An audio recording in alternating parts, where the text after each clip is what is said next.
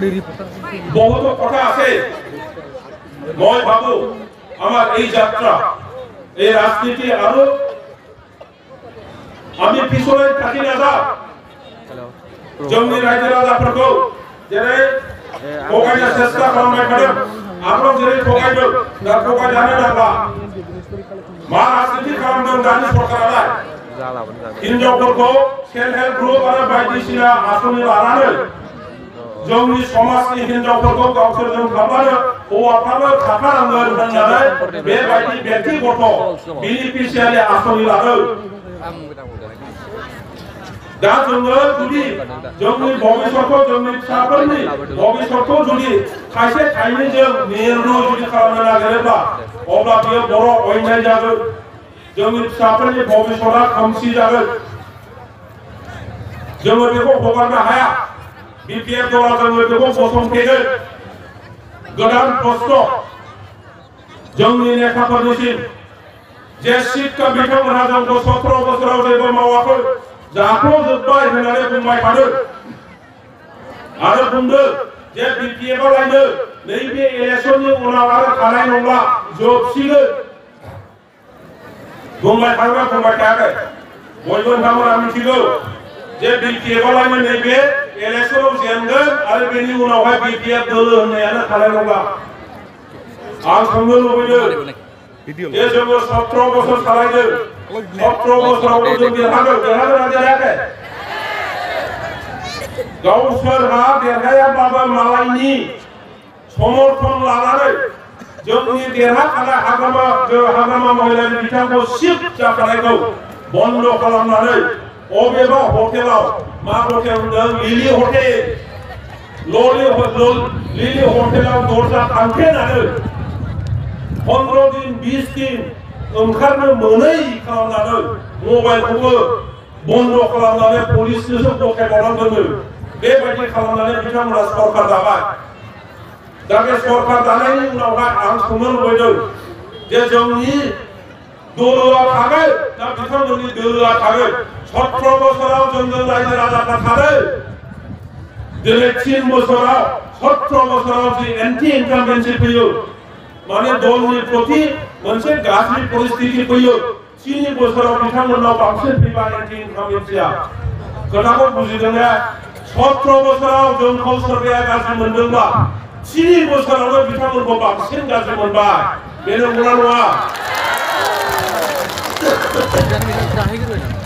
बिथांमोननि मिटिंआव थां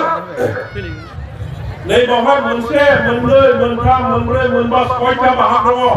नामना बाहाय जिरायनानै ओरैखौ नुहुराखै ओरैनो हयथ' नुहुराखै जों गोजौआव गाखोनानै नुहुरगासिनो दङ 6टा बाहाग 6टा दब्ला दङ बिथांमोननिया मिटिं जाब्लाबो हाजार मानसि जागोन होनब्लाबो नैबे दब्लायसेबाङानो दब्लायसेबाङानो जाया आंनि न'खराव नोंथांमोनहा नुगौ बै फोथारनि सेराव दाख्लैसो एबसुनि मिटिं जादों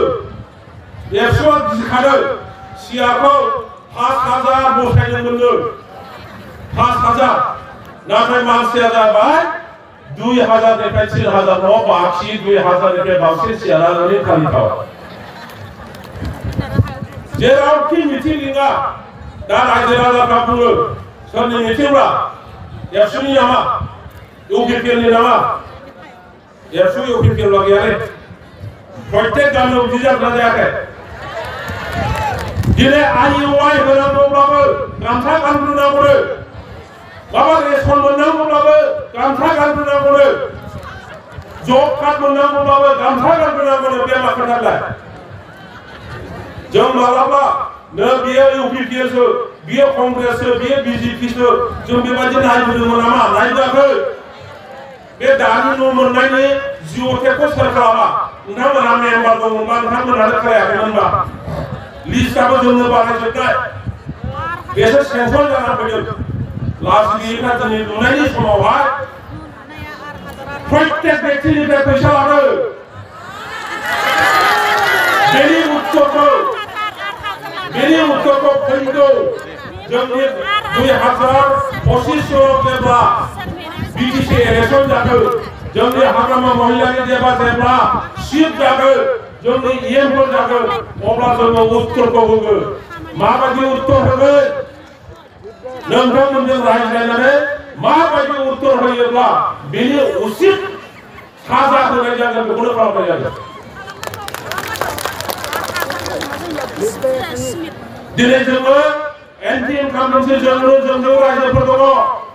बे 3 बोसोराव बिथांमोनजों रायजोआव गैला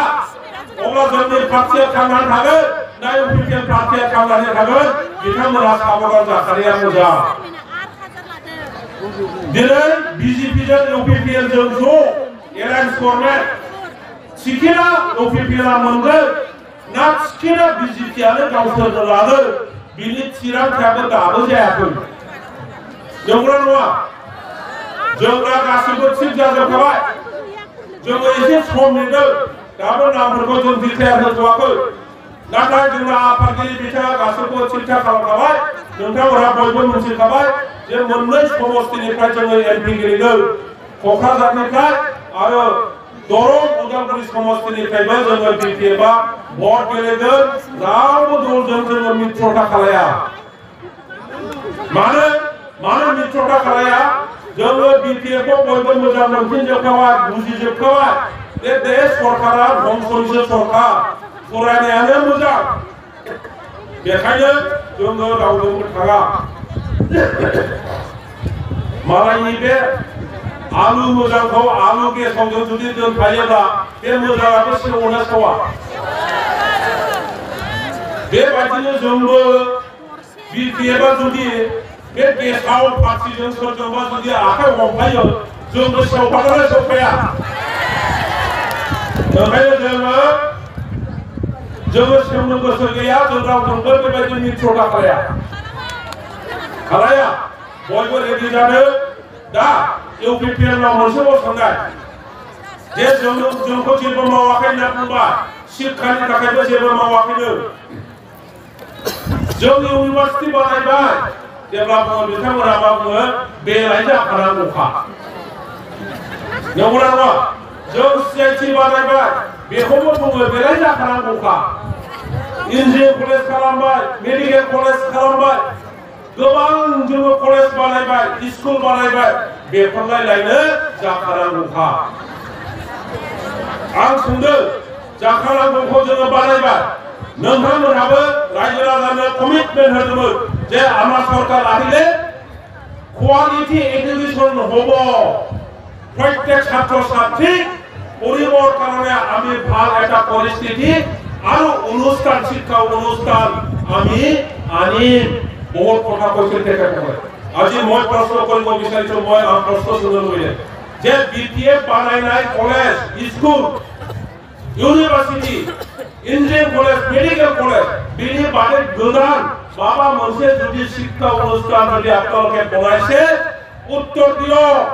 এক ঘন্টার ভিতরতে আপনাদেরকে উত্তর দিব পারিব এক ঘন্টা নহয় আমি আপনাদেরকে এক সপ্তাহ সময় দিন এই এক সপ্তাহ সময়ত আপনাদেরকে এটা শিক্ষা অনুষ্ঠানের কথা কওক যে বিপিএফ আমার ইউপিপিএলৰ দিনত আমি এই শিক্ষা অনুষ্ঠান নিৰ্মাণ কৰিছো স্থাপন কৰিছো বুলি আপোনালোকে কওক আই নদীৰ ওপৰত আমি দুটা দলং বনাইছো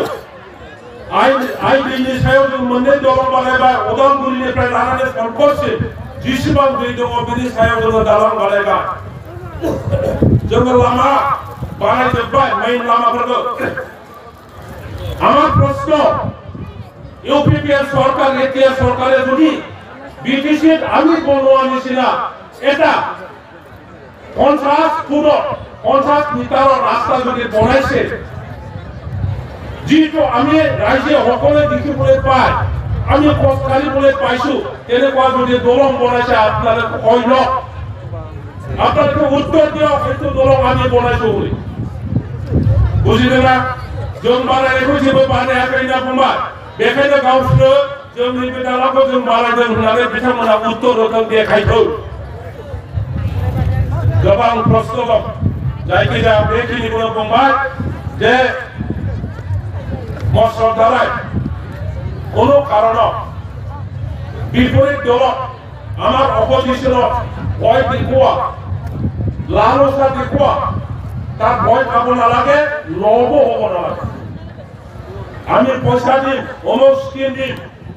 এতিয়াও যদি কোনোবা কন্ট্ৰেক্টৰ জাতীয় যিসকলক আমি ধনী বনাইছিলো,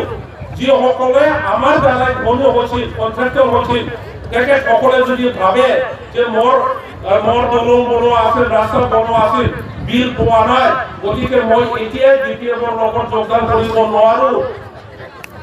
বিপিএফৰ লগত যদি যায় মই বিলটো নাপাম, পইচাটো নাপাম যদি ভাবে, সেইটো মিছা। এই কন্ট্ৰেক্টৰ সকলে সেই চৰকাৰৰ পৰা বিল নাপায়, পইচা নাই সেই চৰকাৰৰ লগত, একো নাই। কোনোবা ব্যক্তি যদি ভাবিছে মই এমপি ইলেকশ্যনত বিপিএফে জিকিলে তাৰ পিছতহে বিপিএফৰ লগত যোগদান কৰিম, এই মৰেলিটি, সেই মেণ্টেলিটি, সেই মনোভাৱ লৈ পেলাই যদি কোনোবা ভাবিছে, তেখেতসকলতকৈ বেছি মূৰ্খ মানুহ নাথাকিব। গতিকে ওলাই আহক, সকলোৱে ওলাই আহক। আৰু আজি ইয়াত যি 50,000 আপোনালোকে আছে, এজন এজন ব্যক্তিয়ে যেন আৰু 5জন আপোনালোকৰ জাতি জ্ঞাতি গাঁৱৰ মানুহসকলক লগত লৈ বিপিএফত আৰু আনি দিয়ে, আমাৰ সমৰ্থক আৰু বঢ়াই দিয়ে, সেইটোকে মই আপোনালোকক আহ্বান জনাইছো। साफ्रोमबो नोंथांमोना आबमोना दा बिरावफ्रा गावनि जाथि बस्ति गावनि गामिनि मानसिफोरखौ लोगोआव आरो साफा साफा लाबावोब्ला दिनै बे मिटिंआव जि 50,000 दङ बियो 2.5 लाख जागोन ना जाया? गतिके बे रोखोम खालामदो बयनिबो आंनि गोसो सिंनिफ्राय बेखौ आं खावलायबाय। जोबथारनायाव जोंनि मानाव गेदेर हाग्रामा महिलारि बिथां आरो साफ्रोमबो जोंनि बिपिएफनि दैदेनगिरि बिथांमोन, जाहा जार्नालिस्ट बिथांमोन, जाहानि मोसाग्रा जोबोद मोजां मोसादों, गासिबो बिपिएफ मोजां मोनग्रा जोंनि बिदा फंबाय बिब' बिनानाव नोंथांमोननिसिम खुलुमनाय हरनानै आंनि बुंनायखौ बेयावनो फोजोबबाय।